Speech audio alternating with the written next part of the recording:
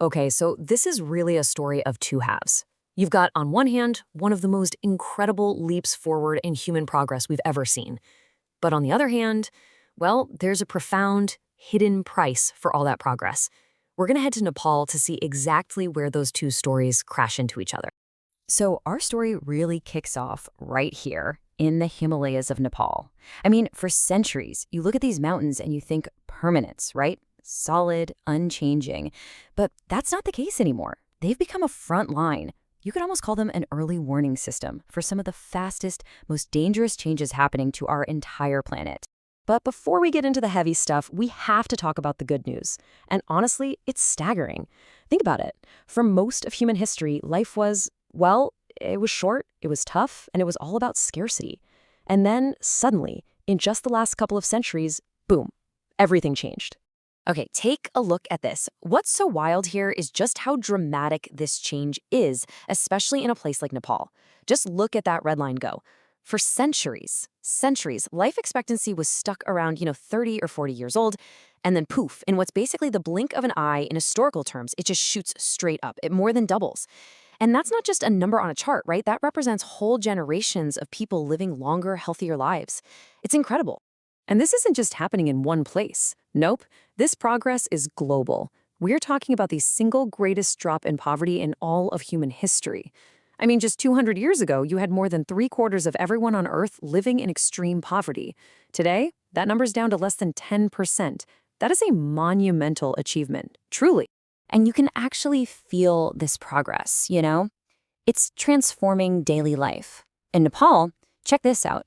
Access to electricity went from less than 20% to almost 90% in just a couple of decades. And at the exact same time, mobile phones went from basically zero to more than one for every single person. That is a flat-out revolution in communication, in education, in economic opportunity, everything. This quote really just sums it all up perfectly. The last few generations, we've experienced a level of well-being that it was unimaginable for our ancestors. And that is absolutely something worth celebrating. But yeah, there's always a but, isn't there? There's a side effect. And this is where the story takes a really sharp turn.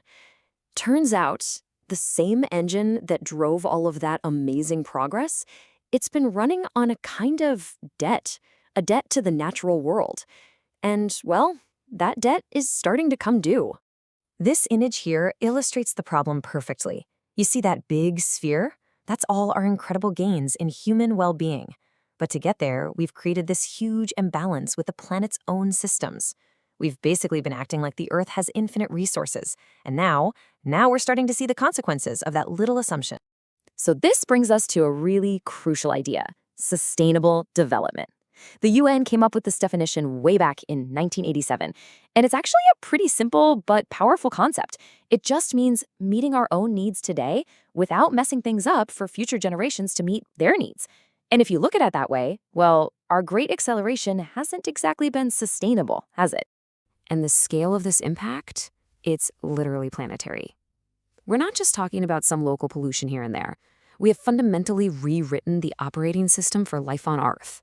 We've changed the air we breathe, the ice that keeps the poles cool, the entire web of life, and even the basic chemistry of our oceans. And the cost to biodiversity? It's just staggering. Get this, in the last 100 years alone, more than 400 vertebrate species have just vanished, gone extinct. Now, to put that in perspective for you, that rate of extinction, it should have taken thousands of years. We've squeezed all that into just 1 century. We've become the #1 reason species are disappearing from the planet. So you might be wondering, how does this huge global story connect back to those mountains in Nepal? Well, here's the thing. Places like the Himalayas are uniquely sensitive. They're like the canaries in the coal mine. They act as that early warning system for the rest of the planet. And it all starts with these shifts that seem subtle but are actually really significant. For instance, on average, more rain is falling there every year. Now, I know that might not sound like a big deal, but it's more than enough to completely throw off these ancient, delicate climate patterns that entire ecosystems and entire human communities have relied on for thousands of years.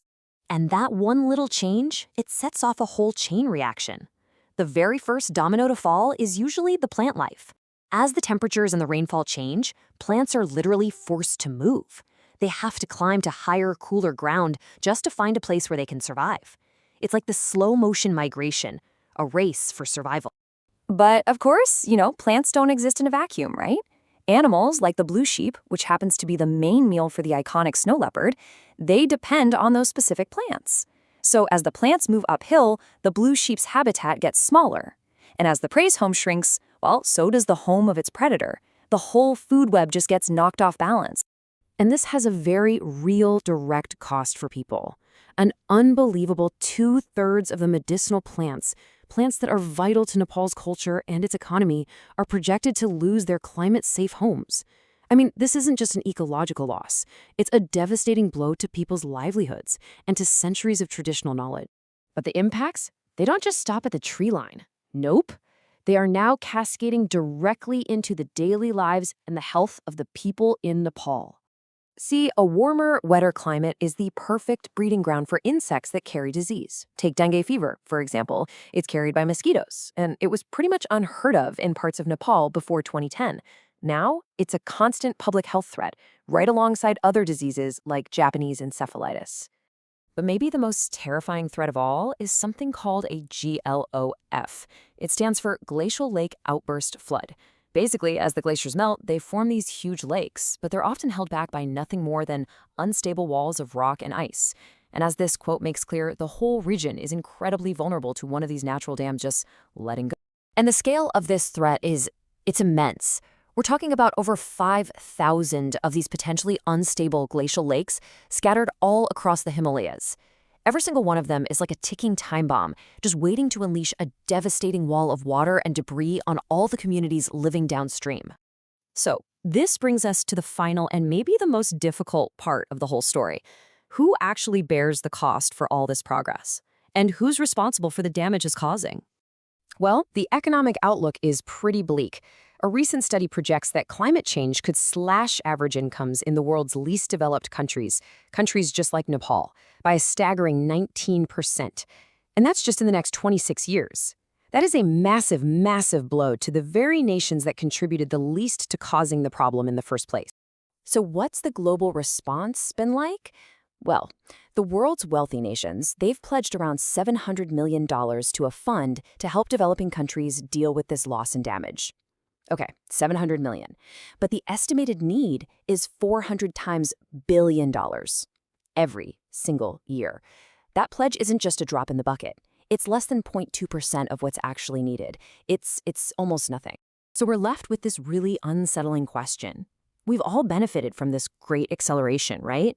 But the costs, they're not being shared equally, not even close. The people on the front lines, in places like Nepal, they're the ones paying the highest price for a problem they barely did anything to create. So the question really isn't if there's a debt anymore. The question is, who is going to pay it and when?